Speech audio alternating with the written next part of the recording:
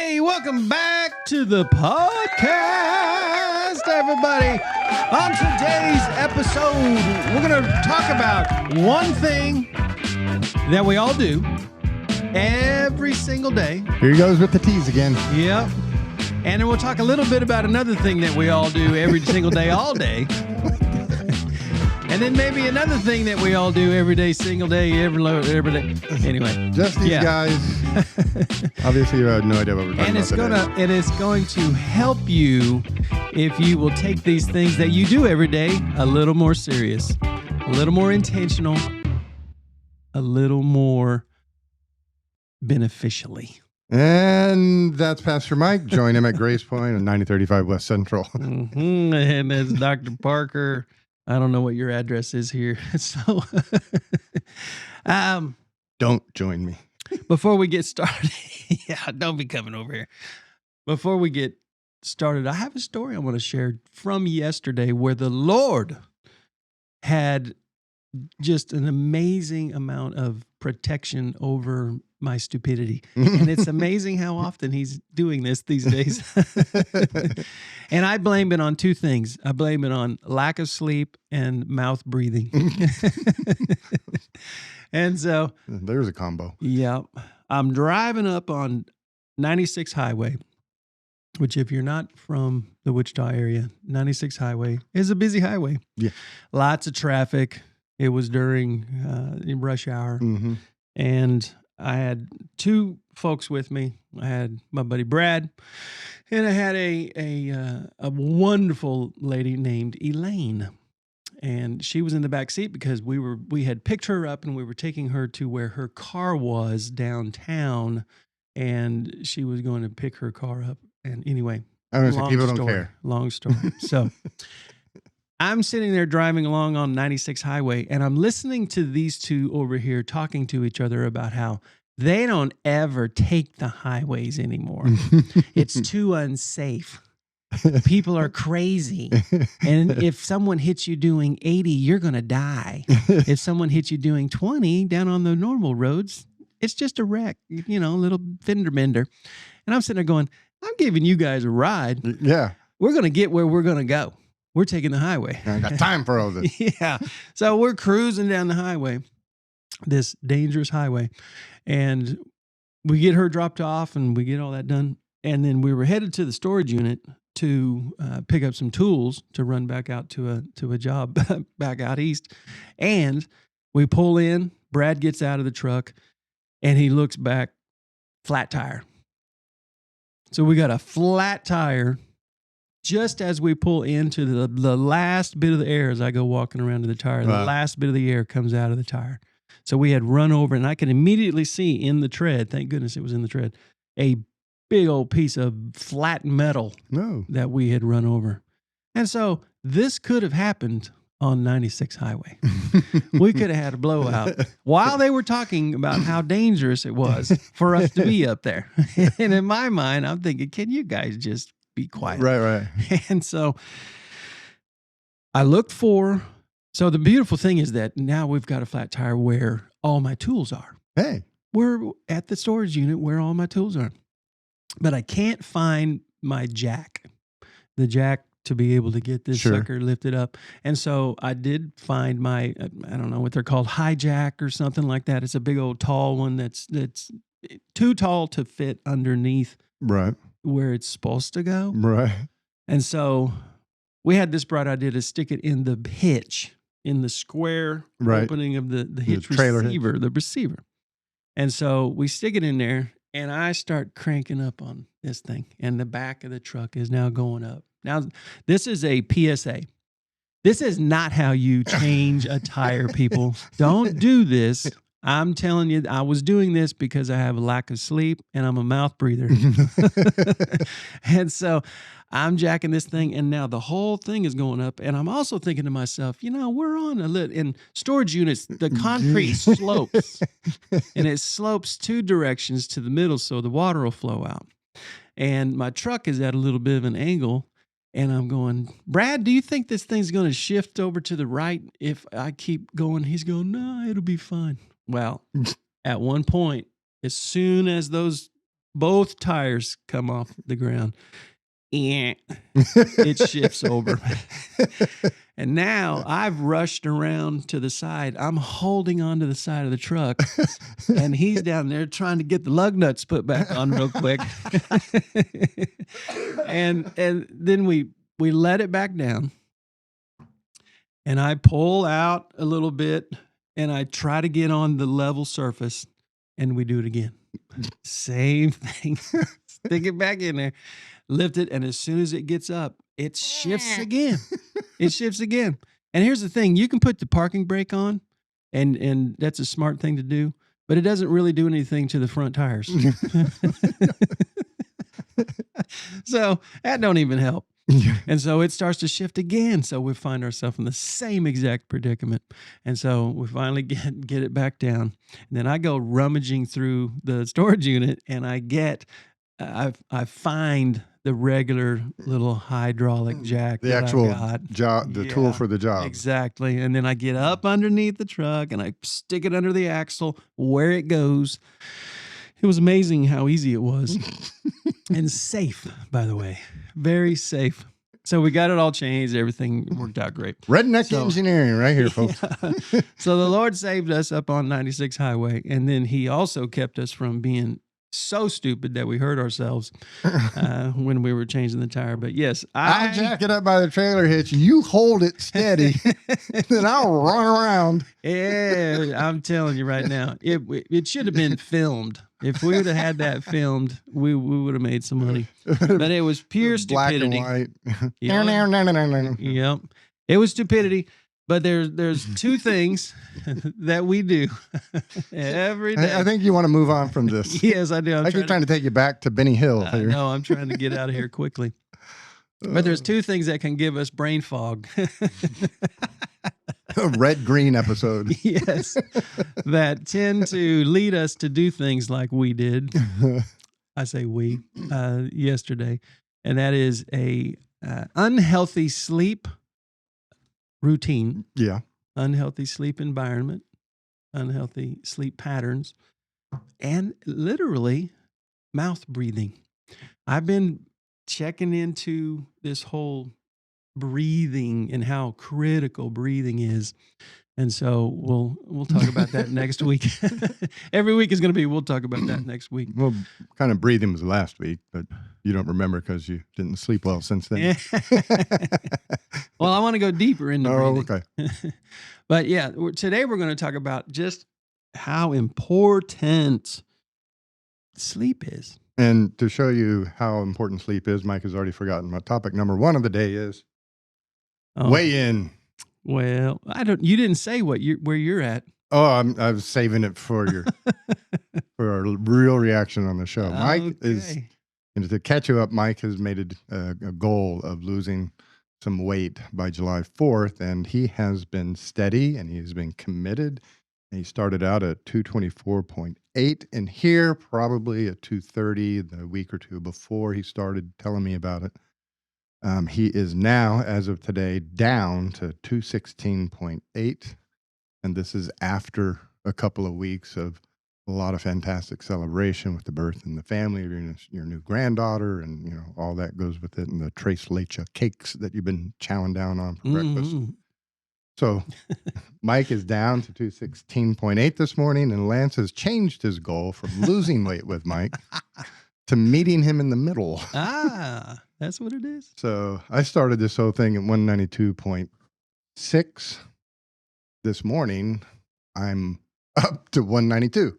Hey, I tell you, that's muscle. The muscle is yes, twice as heavy as fat. So. You're building muscle, and it's a marathon. That's what you tell me. I'm coming up. You're coming down. Yeah. Hey, 192. I would love to be 192. We'll hit it. We'll meet at 199. There we go. 199. That's a great goal for both of us. Yeah. So last week when I mentioned sleep, I'm rubbing my eyes because I'm so sleepy. Just talking about it makes me sleepy. You had rushed over like it was pulled up already on your computer, and you printed off this this sleep hygiene Mm-hmm. sheet. And so obviously this is something that you had already looked into, Yes. something that you already help people with Yes. as part of your mental health benefits Yes. for the folks that you. Yes. And so sleep hygiene is called How to Achieve a Good Night's Sleep Consistently. And I guarantee you, if we had everybody that was listening in this room right now, and I said, with a show of hands, how many of you feel like you got a good night's sleep last night? Not even half the hands would go up. Oh, probably none. Yeah. It's like, it's so rare for us to, especially consistently feel like we have gotten a good night's rest. And that affects everything. Mm-hmm. It affects everything. The physical, the mental, but it's something that we oftentimes just accept. It's like, it is what it is. Or we think that we'll just catch up on sleep over the weekend or something. Right. And it can be so much better. So today we want to talk. I just go through this and you can share your professional thoughts. And I'm just going to assume that this is something that you do. To a large degree, yes. Yeah. But and I just want to make sure everybody knows that I don't think we do any of these. Really? When it comes to our physical health, we're doing a little bit of that. But the environment and then the routine. We have a routine, but it's quite opposite of what we're going to talk about here. So anyway, let's start with physical health. Yeah. So physical health, it starts out by saying that sleep is a physical activity. Mm-hmm. It's really, we feel like it's a passive thing. Sure. But when it comes to our bodies, it is, and our minds, it is a very physical activity. We keep saying, and our minds, like it's something else. The main reason for sleep is the restoration of the mind. There's a number of activities that our brain does only while we sleep. And we don't know exactly why all these things happen. We still haven't cracked that code, but it stores our memories. It helps us clear out mental clutter, but it also helps us clear out the waste in our brain. Mm. Our cells are working all the time up there, and they're taking in nutrients, using them, and then pooping back out into the soup that is in your skull. And the trash has to be taken out at night.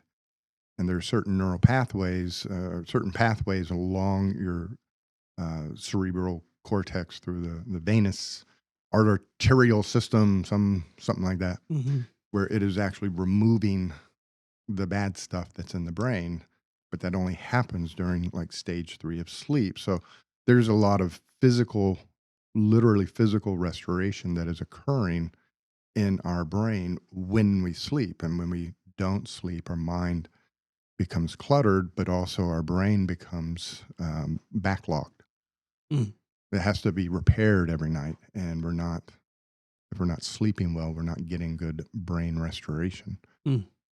And something else that people will just accept is that snoring is normal, and it's not. Right.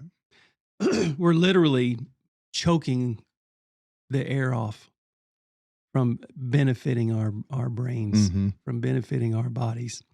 And with snoring, it's been, well, it leads to ADHD issues in children, especially. But snoring will actually, a lot of times they'll say that it's an electrical problem, that it's like from the brain, but it's a plumbing problem. Mm. It's literally,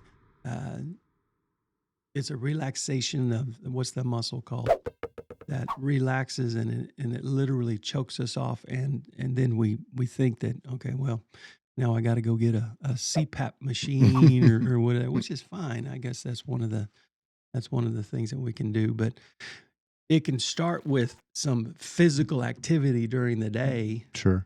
That would actually lead us to, like, a lot of times it's being overweight that will lead to the excessive snoring. Yeah. And so the physical activity during the day leads to a physical activity of healthy sleep. And then just experiencing, like, how many hours of sleep do you get a night? I'm probably averaging 7. How quickly do you fall asleep when you lay down? uh, when I initially lay down, Mhm. probably within 3 to 4 minutes, I'm out. Really? Yep. So a lot of us will do this. We'll lay there and we can't get to sleep. And the first thing we do is we reach over and we grab the phone. Well, Which, one with the physical, and just to kind of close that one out, I don't know what number you're on there, but with the physical, what you're eating, caffeine, sugar, alcohol, mhm, taking care of your physical health, if you're out of shape, if you're smoking a lot, these things not only make it difficult for you to walk, but it's going to make it difficult for you to sleep. And mm, so getting yourself in, good physical health, eating good food, taking the toxins out of your diet, so that when your body lays down to go to sleep, you're physically prepared, like any other physical activity. You're physically prepared, to do this. You want to run a race, you want to exercise and train for the race. Well, we're running a race every night, but we're out drinking the night before. We're eating foods that counter going to sleep, putting our body in bad health. So if we're overweight, it's difficult to sleep in certain positions, which then leads to snoring and excuse me. coughing, a lot of coughing. So yeah, and for me, going to sleep, and that was last week, I told you the breathing exercise Mm-hmm. about breathing into your diaphragm and then clearing your mind for a minute. It's funny, as we were watching a show last night, and they had some live action from inside a naval ship, and Tish asked me, is that where you slept? Is that? And it's extremely tight, cramped quarters. This studio here would fit easily 21, 24 men sleeping. They're, one, top bunk, middle bunk, bottom bunk, and you got them stacked side by side like coffins. Mm. And you got a mattress about the 2 inches thick, and that's where you sleep. And Wow. there's, the ship's noise going on, the intercom's going off throughout the day, people coming and going. You have to learn how to get sleep when you can get sleep. And so that exercise we talked about last week is if you train on it, it doesn't take forever, but a week or two. But if you're doing that exercise of breathing into your diaphragm and choosing a particular thought to focus on, whatever that thought is, Yeah. you do those things together. You train your body to relax and to relax quickly, and then you're capable of going to sleep. And so, just simply because I did that for so many years, and then after the ship, I was going to school till 10 o'clock every night. Got to get up at 5 to be at work at 6, to work all day, then go back to school. And so sleep was really critical in order to keep up that intense workload, 18 hours a day for so long, that I continued the practice of that sleep exercise of breathing in the diaphragm, closing the mind, or clearing the mind. And so now, it's pretty simple for me to go to sleep. I can close my eyes, focus on my thought, take a breath, and I'm gone. Mm. But that takes training, that takes practice, and eating right, getting your physical health right, and learning how to cause your body to relax. Mm. These are skill sets. And Mm. You're like a sleep ninja. But how cool is that? How critical is that? And it's amazing. So that's the physical part of the sleep hygiene. And now this is the one that we have just. This is, you would walk into our room at night and you would think, this is not a room for sleeping. It is a room for everything. Apparently, romper room. yeah, yeah. But it's the environment. Yeah. So it says, make the bedroom an oasis. Boom. Make it as relaxing as you can make it, with everything from smells to how it looks to the colors to anything that's going to distract from sleep. Maybe one other activity, but anything that's going to keep it from being a nice, calm, relaxing environment. Get rid of it. Yeah. And again, you're saying get rid of it. That's fine. But what I'm suggesting is put in it things that promote the relaxation and rest. And so I always liken it to a hotel. There was a commercial years ago. I forget the name of the hotel chain, but we'll keep the light on for you. But the commercial was Motel 6. Motel 6. The commercial was a black screen, and he said, "This is the inside of our hotel. Mm-hmm. This is what you see when you lay down at night, and this is what you see in every single hotel. This is what we're selling you. We are selling you a comfortable, relaxed environment that will allow you to sleep." And you go to a hotel, and everything in that room is chosen and located in a certain position that promotes relaxation and sleep. What they're selling you at a hotel is this. You ready? Relaxation. When you walk in that door of the hotel room and you drop your bag, if you go, they did their job. Because that's what you got the hotel room for, was an oasis away from, whatever, if you're going to a conference, you want to be able to go back to your room to relax. If you're going to the lake with the family, you want to be able to get away from the family, go back to the room and relax.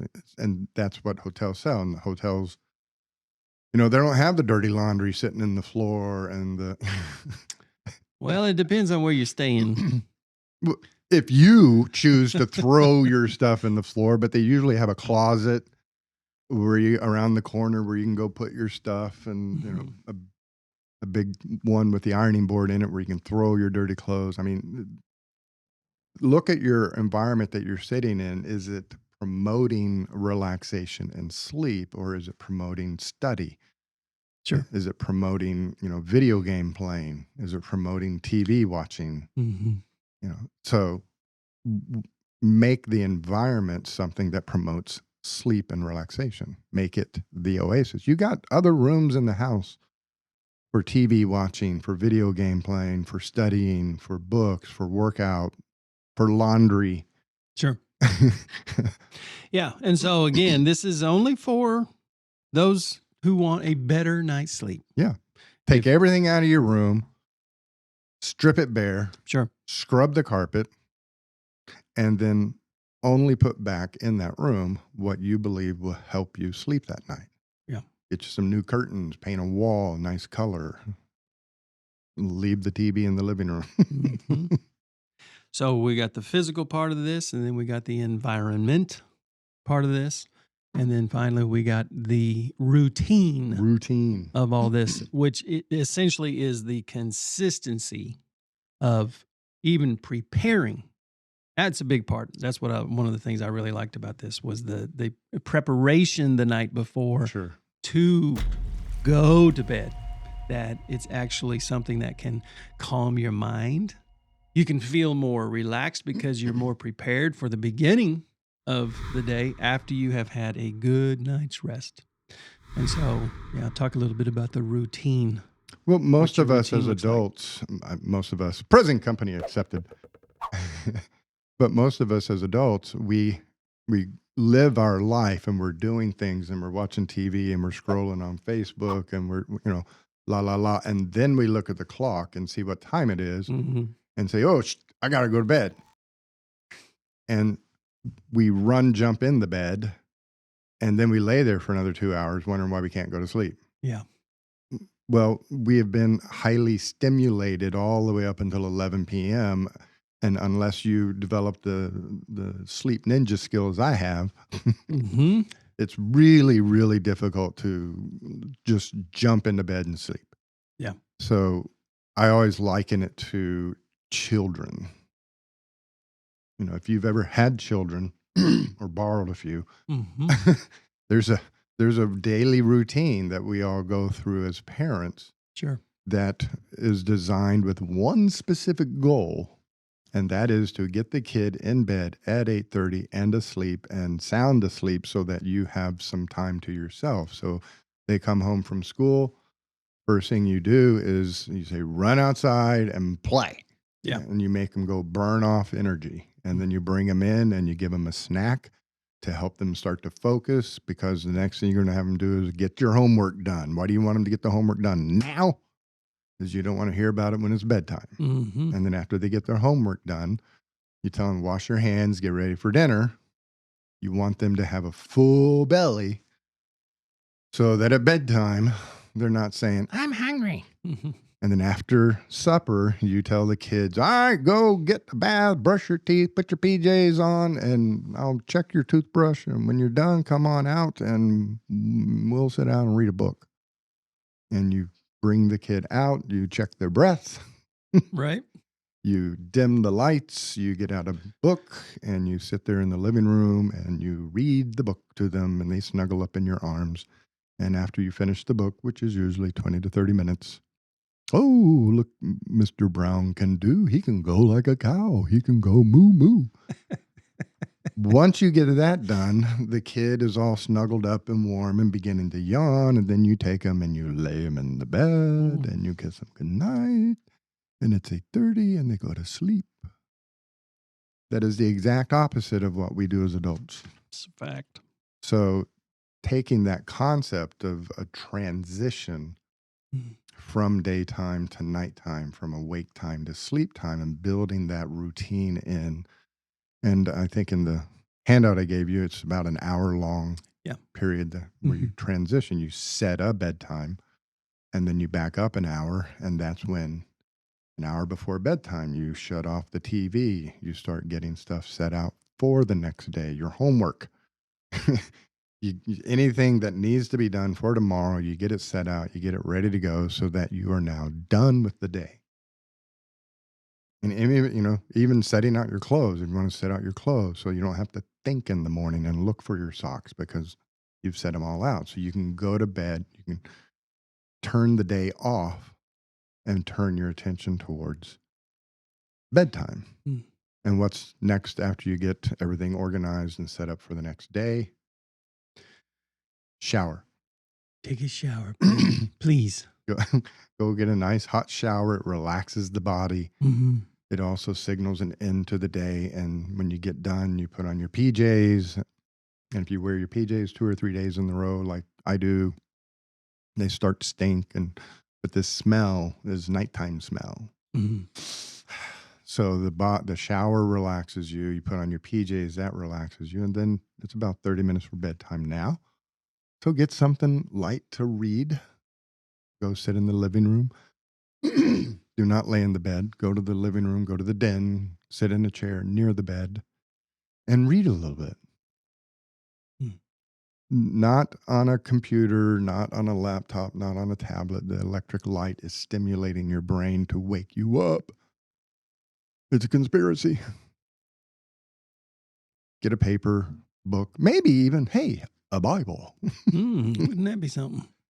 What are those meditative reader thingies that people put by their toilet?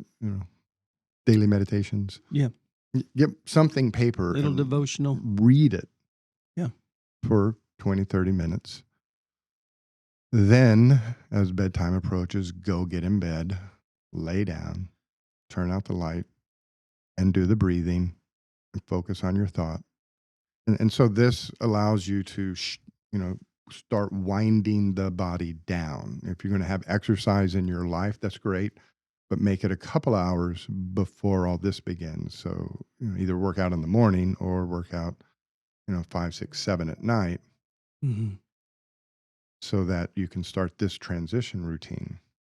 So that by 10 o'clock or 11 o'clock, whatever your bedtime is, you've transitioned your body over to sleep, and then you do your relaxation exercise while you're laying there.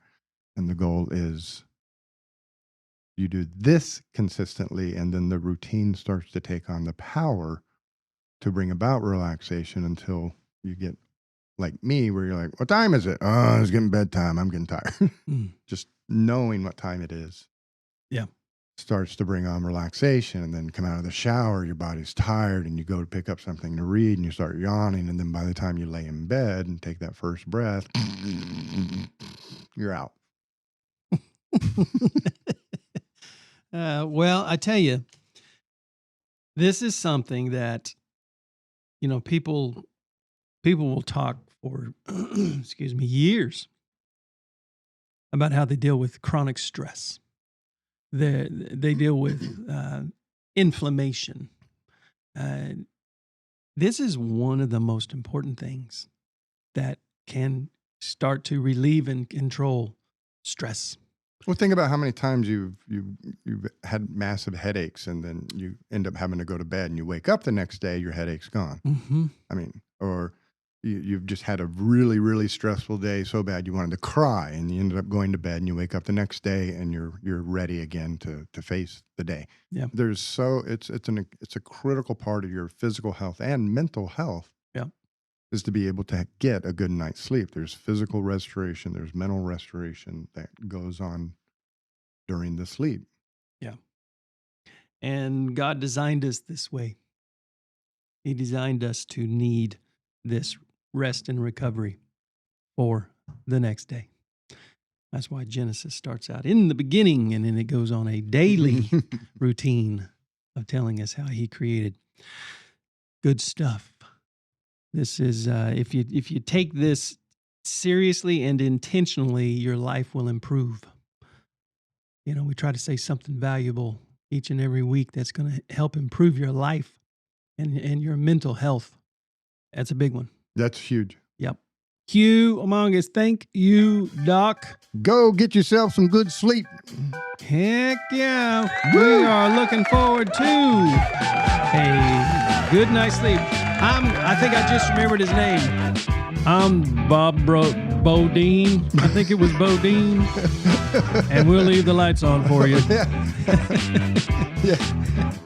It's not Bob. It's something. It's close. I'll have it for next week. Okay. We'll leave the lights on for you. Have an awesome week. See ya.